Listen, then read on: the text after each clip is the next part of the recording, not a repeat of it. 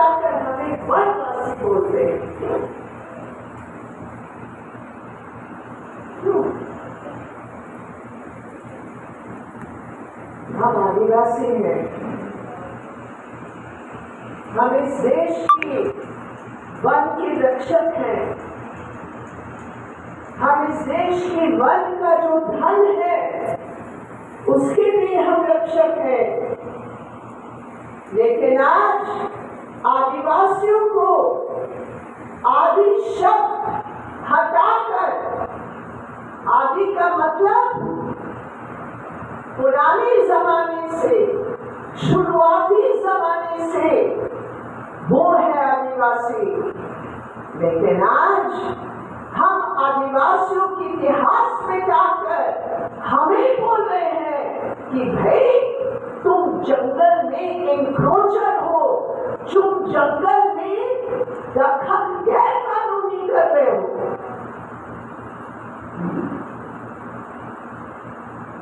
हमारा पहचान, हमारी परंपराएं, हमारा धर्म, हमारा विश्वास, हमारे तौर तरीके उसके साथ जुड़े हैं। जब आप आदिवासी को जंगल से या गांव से बेदखल करोगे, इसका मतलब केवल आप एक घर से मुझे नहीं उजाड़ रहे हो, आप मेरे परंपरा से, मेरे इतिहास से, मेरी संस्कृति से, मेरे धर्म से, मेरी भाषा से, मेरी सामूहिक जिंदगी से तुम मुझे उजाड़ रहे।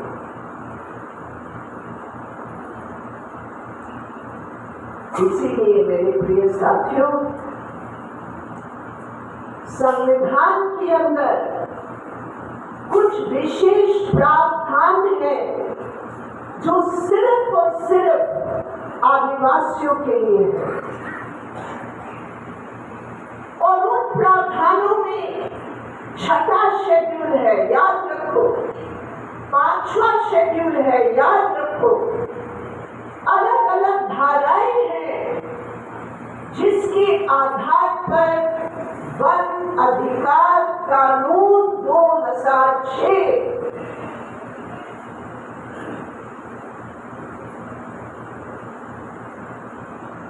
पार्लियामेंट ने सर्वसम्मति से पारित की।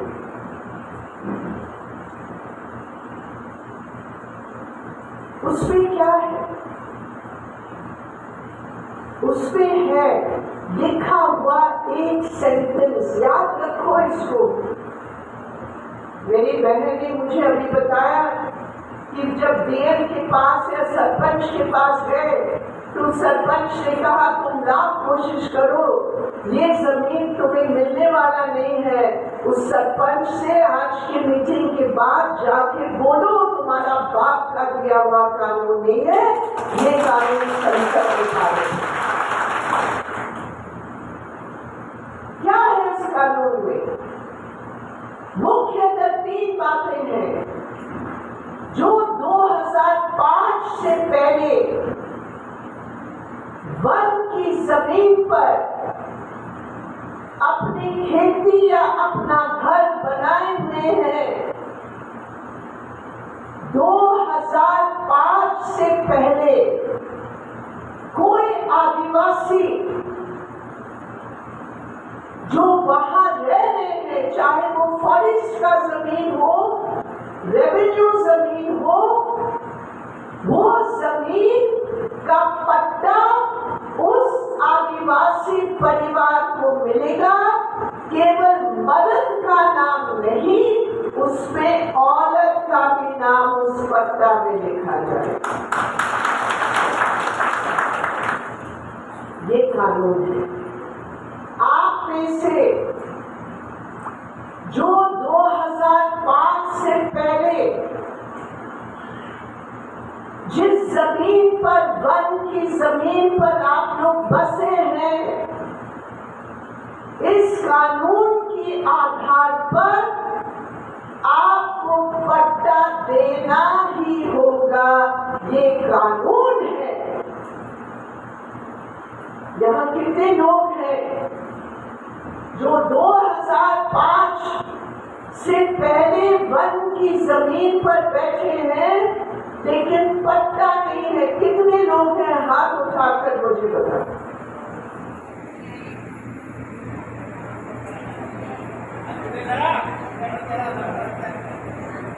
जिनके पास पट्टा नहीं है हाथ उठाकर बताओ। मैं ये कहना चाहती हूँ, अगर आपके पास अगर आदिवासी का जाति प्रमाण पत्र है तो आपको ये आदिवासी अधिकार राष्ट्रीय मंच के जो यहाँ नेता है सब आपके साथ मिलकर आपको वो पट्टा हर हालत में दिलाएंगे। ये पहले बात मैं कहना चाहती हूँ। दूसरी बात, वो वन के अंदर बहुत कुछ लघु वस्तु है। कोई पेड़ पौधा है, कोई मधु है, कोई तेंदुपत्ता है, कई अलग अलग लघु वस्तु है, कोई लकड़ी है। ये कानून के अंतर्गत उसके आधार पर आप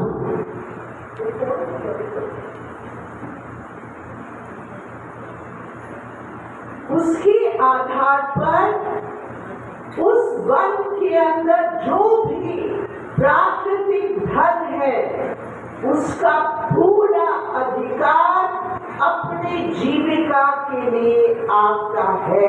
ये भी इस कानून में लिखा है। लेकिन आज हम क्या देख रहे हैं कि जहां जहां वन है वहां फॉरेस्ट गार्ड खड़ा हो जाता है और फॉरेस्ट गार्ड कहता है खबरदार तुम यहाँ नहीं जा सकते। अगर कोई महिला वन के अंदर जाकर लकड़ी चुनकर आती है, मोदी जी का उजाला का कार्यक्रम चल रहा है, गैस सिलेंडर हमने सबको दे दिया ताकि लकड़ी से चूल्हा न जले। अरे मोदी जी, 1100 रुपया गैस का सिलेंडर है। यहाँ मैं चैलेंज के साथ कहती हूँ कि सारे औरतें एक बार फिर प्राकृतिक धन इकट्ठा करके चूल्हा जला रहे हैं, क्योंकि महंगाई के कारण कोई गैस सिलेंडर के आधार पर चूल्हा नहीं है।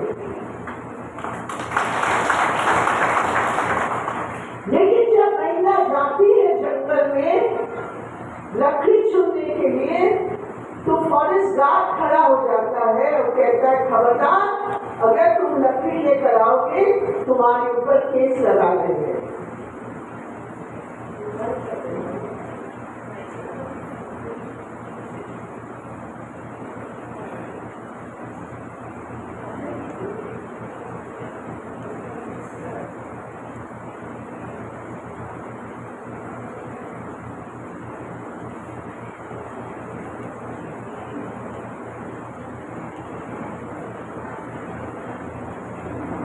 यहाँ मुझे मालूम नहीं आपका क्या अनुभव है, लेकिन सब जगह जहाँ जाते हैं हमारे महिलाएं हमें बताते हैं कि जितने भी फॉरेस्ट गार्ड हैं हमें तंग करते हैं, हमें जाने नहीं देते हैं।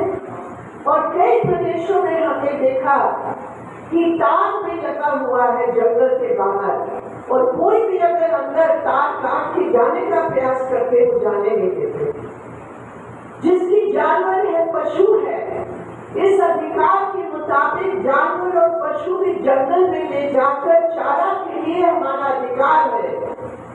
लेकिन आज अगर कोई भी लेकर जाता है जंगल में पशु के साथ, तो फॉरेस्ट गार्ड कहते हैं तुम्हारे ऊपर केस लगा लेंगे और पशु को थाने में बंद करेंगे।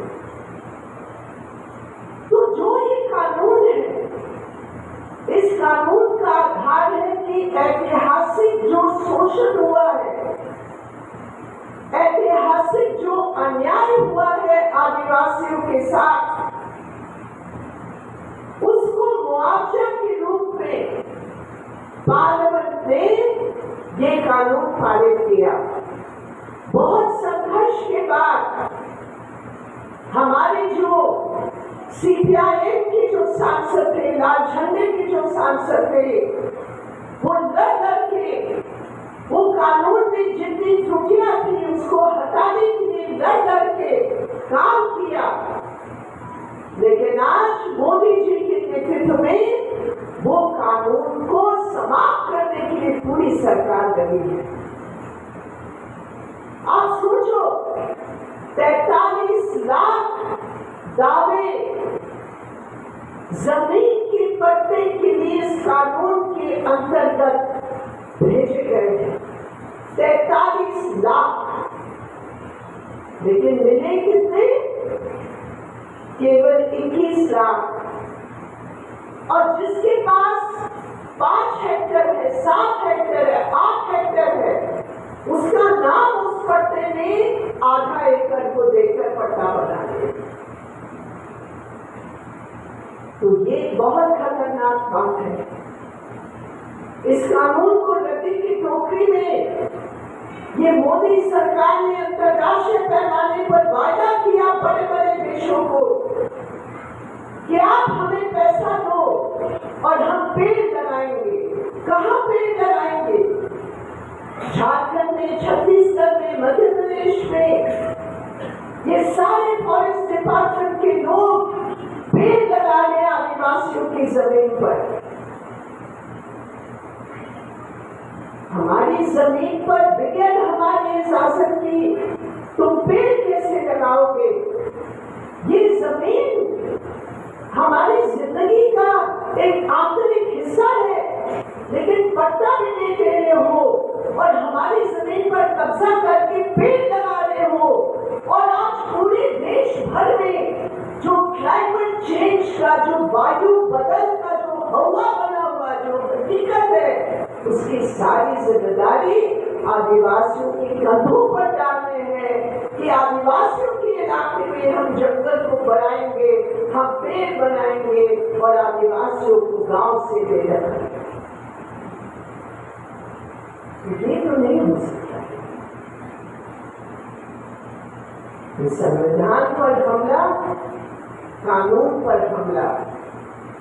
और अभी इसी पार्लियामेंट की सेशन में जो एक नई साजिश वो लोग लागू करने जा रहे हैं, जो फॉरेस्ट बचाव के नाम पर वो फॉरेस्ट हटाओ की नीति अपना रहे हैं और ग्राम सभा का जो अधिकार है, जो संविधान में है, जो कानून में है, वो सारे अधिकार को ग्राम सभा के नाम मिटा रहे हैं। ये है मोदी सरकार। मेरे प्रिय साथियों, लोकसभा में 47 एमपी हैं जो एससी के नाम से वोट देते हैं, लेकिन आज बीजेपी ने ऐसे दबाव डाल रखा है कि वो 47 एमपी में जो बहुमत बीजेपी या उनकी गठबंधन के हैं, जब आदिवासियों के हमले के कानून रखे जाते हैं इस पार्लियामेंट में, तो कोई एक शब्द नहीं बोलता है। वोट के लिए ट्राइबल, वोट के लिए आदिवासी, वोट के लिए एससी, लेकिन जब हमला होता है तो कोई नहीं बोलता। मुझे गर्व है महाराष्ट्र की हमारे एमएलए विनोद पर। क्या हो रहा है महाराष्ट्र में? महाराष्ट्र में इस वक्त 25 एसपी के एमएलए हैं, सभी दल के एमएलए हैं उसमें 25।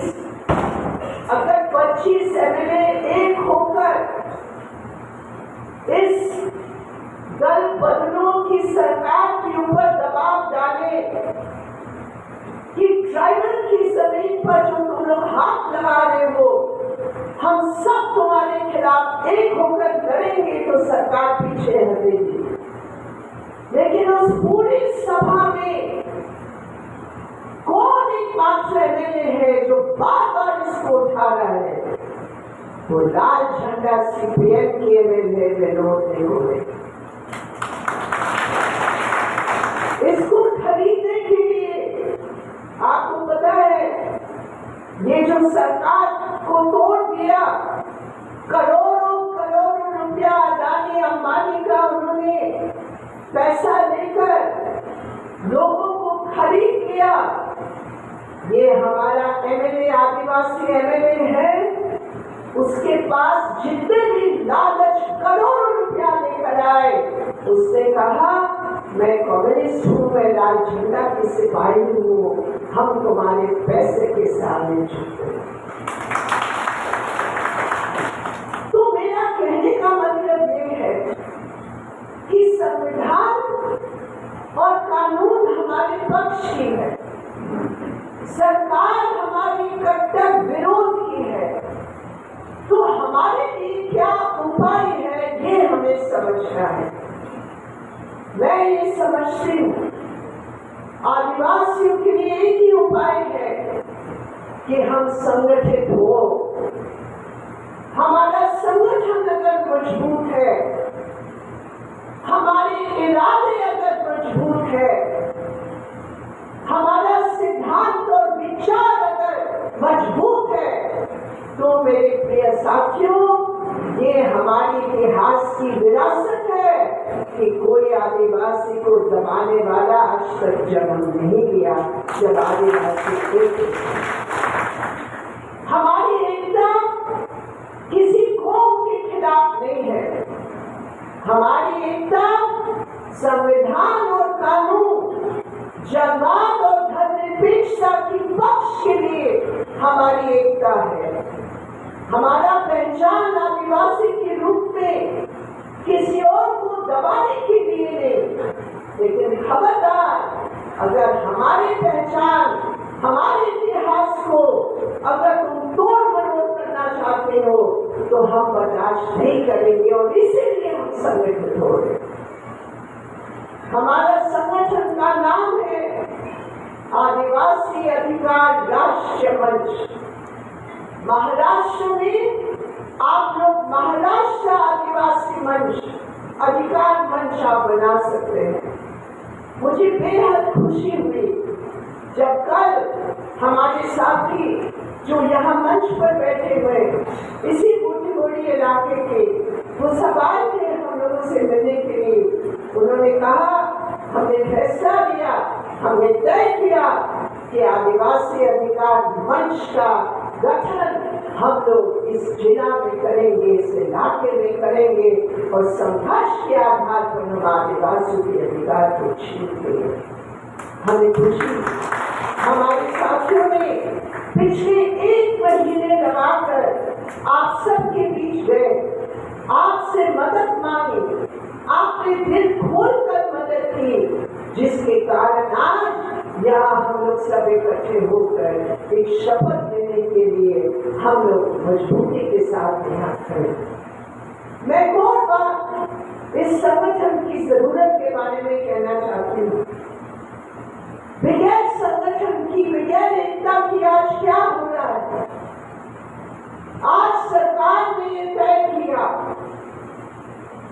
कि संवैधानिक प्रावधानों को तोड़कर, उसको बुलडोज करके हम सब के लिए कानून लेकर आएंगे। कौन सा कानून लेकर आए?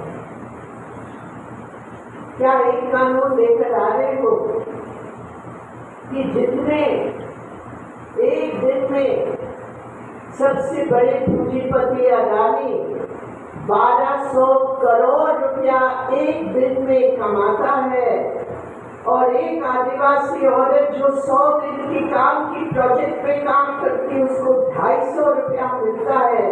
क्या कोई आप एक कानून ला रहे हैं कि सबको 1200 करोड़ रुपया मिलेगा? क्या आप एक कानून ऐसे ला रहे हैं? क्या आप एक कानून ला रहे हैं कि इस देश में जो असमानता है वो खत्म होगा? क्या आप एक कानून ला रहे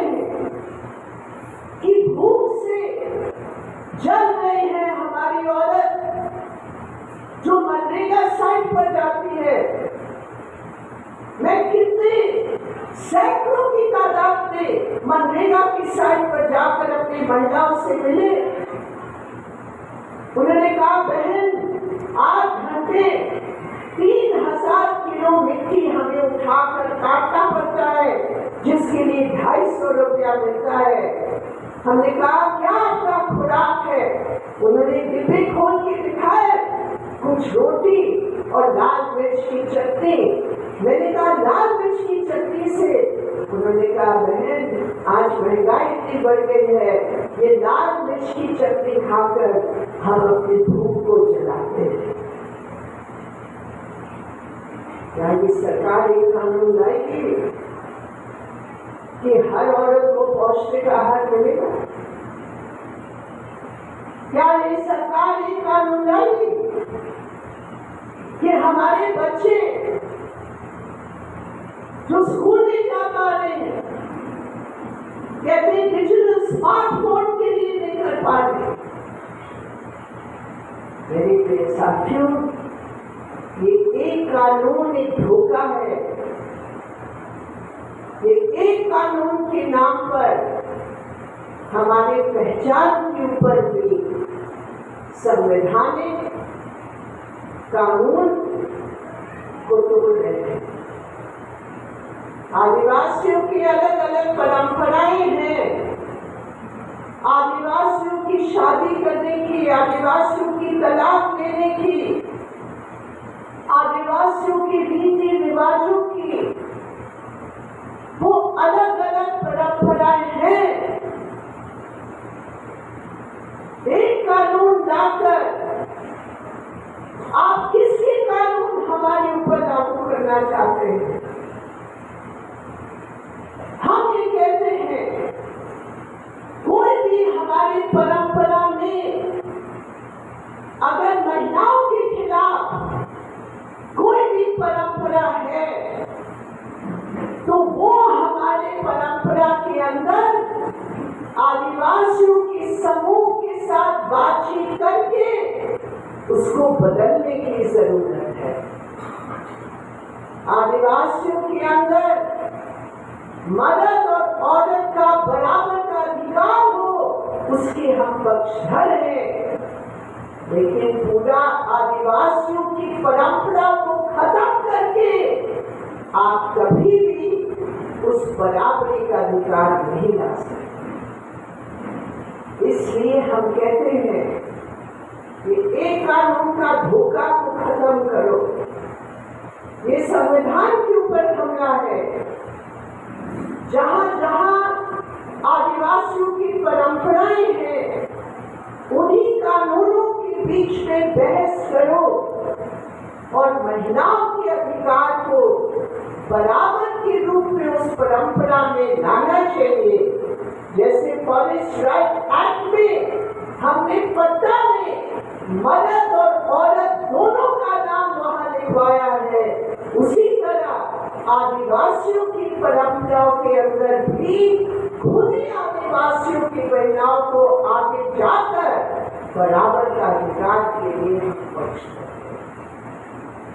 लेकिन कोई बाहर से आकर उसको थोपे, हम उसको कभी भी नहीं बर्दाश्त करेंगे। और इसीलिए मोदी जी और उनकी सरकार की जो इस समय साजिश है कि महंगाई की बात को छोड़ो, बेरोजगारी की बात को छोड़ो, आदिवासियों की जमीन के अधिकार की बात को छोड़ो, लेकिन देश को बांटो। जैसे ब्रिटिश जमाने में देश को बांटा, देश को बांटो एक कानून के नाम पर। हम उस साजिश में, हम कतई उस ट्रैप में नहीं फंसेंगे। हमारी समझ महिलाओं के अधिकारों के पक्ष की समझ है। जो भी परंपराएं हैं उसके अंदर बदलाव लाने का हम पक्षधर है। लेकिन जो भी बदलाव आएगा वो समूह के साथ, प्रतिनिधियों के साथ बातचीत करके आएगा। बाहर से थोपा नहीं जा सकता है, ये हमारी समझ। और इसलिए आज जो हमारे देश के हालात हैं, जो धर्म के नाम पर लोगों को बांटा जा रहा है, जो विशेषकर अल्पसंख्यकों के ऊपर उंगली उठाकर आदिवासी और अल्पसंख्यकों के बीच में दरार पैदा करने का प्रयास कर रहे हैं। कहीं कहीं आदिवासियों के नाम को लेकर वो लोग हमले भी करवाते हैं। मेरे प्रिय साथियों, ये हमारा आदिवासी अधिकार मंच है। हमारे हर एक को इस देश की हर नागरिक के बराबर के अधिकार के लिए हम खड़े होंगे, तभी समाज का परिवर्तन होगा। और अगर हम लोग जो गरीब है, जो मेहनत करने वाले हैं, अगर हम ही लोग बढ़ जाएंगे तो राज करने वाले बड़े पूंजीपतियों की सरकार खुश होंगे और राज करते रहेंगे और हम भूखे रहते हैं। इसलिए हमारे संगठन, हमारे विचार, हमारे संघर्ष, ये तीन हमारे मंत्र हैं: संगठन, संघर्ष, सिद्धांत। याद रखो, संगठन, संघर्ष, सिद्धांत,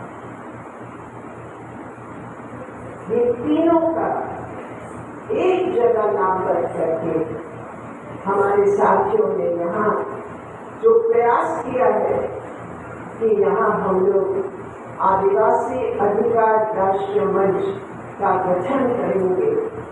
यहाँ इस सम्मेलन के रूप में यहाँ हम लोग इकट्ठे हुए हैं। यहाँ आप लोगों की कमेटी का जो गठन हुआ है, उसमें किन किन साथियों को उसमें जोड़ना है। निश्चित रूप पर महिलाएं भी इसमें जुड़ेंगे और एक साथ मिलकर आप संघर्ष करेंगे। और उस संघर्ष में जो भी आपको मदद हमारी केंद्र से जरूरत होगी, हम सब एक साथ आपका साथ देंगे। और जो भी आपके अधिकार हैं, जिससे आज आप वंचित हैं, उसको प्राप्त करने के लिए हम आपके साथ कंधा से कंधा मिलाकर हम आगे बढ़ेंगे। मेरे बहुत ही प्रिय साथियों, एक बार फिर मैं आप सबको शुक्रिया अदा करती हूँ। आप लोग सब यहाँ आए और अपनी बातों को आपके साथियों के द्वारा रखी गई है।